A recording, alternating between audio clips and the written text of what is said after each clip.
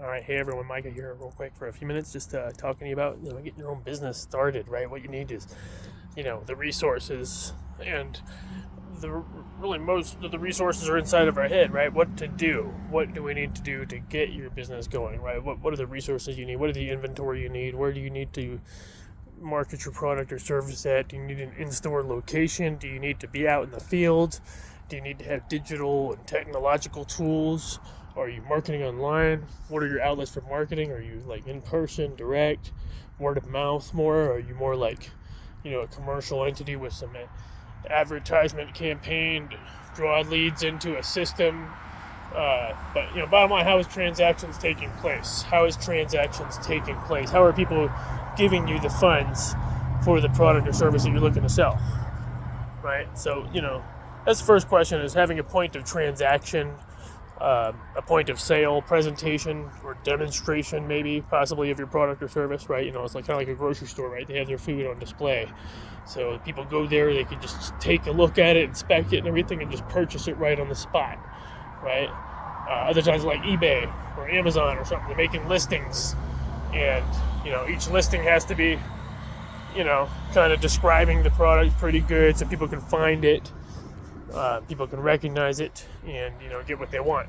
So that has its own elements to it, right? They're competitive in different ways, right? People want to shop online. A lot of people do want to shop online. A lot of people maybe prefer to still shop in person, etc. Right? So which market has got the most demand with the least supply, right? Which market has the most demand with the least supply, but with the most capabilities of actually delivering to that market, right? Do you have the resources, based on the resources you have available and the know-how you have, which one's the most doable, right?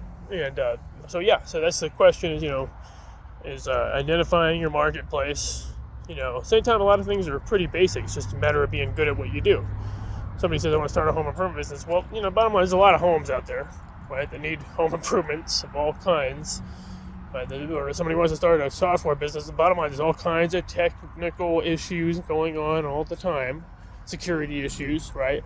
So, the main thing is kind of getting a little bit ahead of the competition, or at least filling a void in the marketplace where there isn't any competition, right? You could be the first one there to kind of gobble it up. But if you're not, then hey, a lot of times the competition isn't really that good. A lot of times your competition isn't that great. Besides, they're probably not getting the whole market.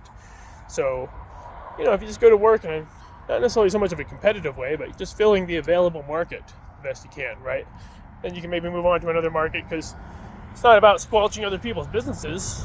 It's just about filling the void in the marketplace, filling the demand, right? Make people's lives better, right? Give us a chance to prosper ourselves, make our lives better. So as a business person, I think this is a philosophy. It's a fair trade. It's a fair trade. It's not about one person's right or one person's wrong. The business owner is always right or wrong, or the customer is always right or wrong. It's obviously that doesn't make sense. Sure, if you're a business owner, you might think in terms of the customer's always right. It's you want to maybe think, oh well, maybe you don't think that way. Maybe you think, then I think a lot of people would agree. It's kind of a two-way street, right? Because the business owner or the patron, either way, you're sacrificing something, right? You're letting go of your inventory or your money, which is part of your inventory, if you will. And so it's important that, people want to get value for their money, their trade, their negotiations, whatever they are. So ask yourself, are you really filling a void in the marketplace? Are you meeting a demand? Are you in the right sector? And if you really feel like you are, then you can probably just go to work, right? Especially like, a pretty proven industry like home improvement, like window replacement. I don't think people are going to stop using windows anytime soon, and they always break, for example, right? People aren't going to stop buying homes anytime soon, and they regularly need to be reconstructed, etc., added on to, restored. So renovated. Apartment buildings, right? Commercial buildings. What can you do with those, right? What could you do with those? How could you capitalize on that? How could you gain control of some remaining properties and fix them up? Who would you market them to? Who would they appeal to, right? What's your market for you're fixing up a property or a business or something like that. Who would want it? Do you have a market for it that you feel like you can approach or sell it to? If you don't feel confident about that right at this moment, maybe you should, hold off a little. Maybe you should experiment a little bit, dabble, learn what you're trying to do, try to take solid steps.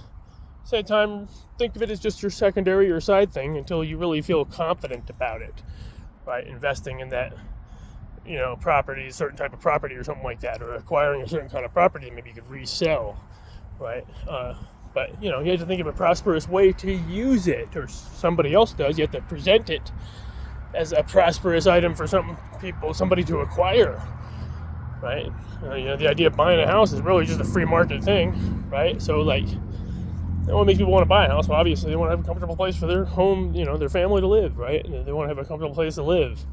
So, but at the same time, that's going to depend on more than just the house. Depend on the environment they're in, the town they're in, all that stuff can come into play.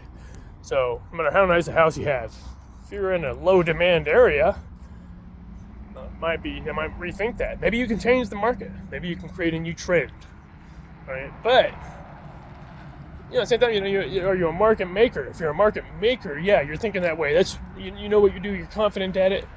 It's kind of like starting a new town, right, or a city or something like that. Maybe if anybody ever has done that. I've never done that, obviously, but I'm just saying. The idea is, you're making a new market, if you will, right? You're attracting attention to that market. Even a town is a free market thing. Where do you want to live? A state. And, in some respects, is supposed to be a free market thing. What state do you want to live in? You can move wherever you want.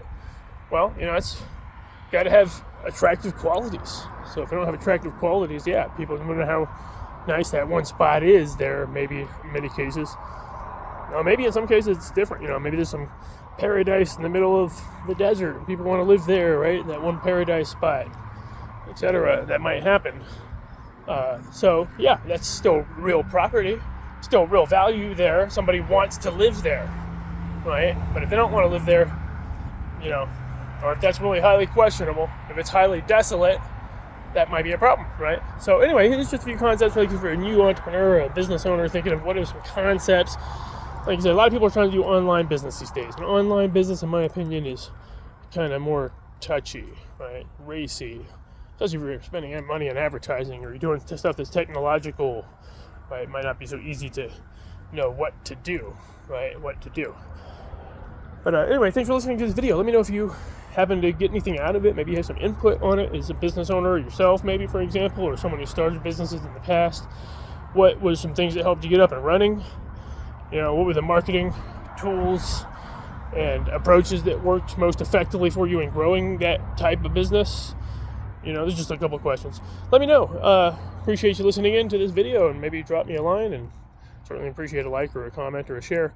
Maybe we'll see you next time in the next video. In the meantime, check out some of my other videos, and maybe you'll get something value out of that too. Hopefully, if you do, certainly appreciate seeing you again. All right, have a great one. Bye-bye.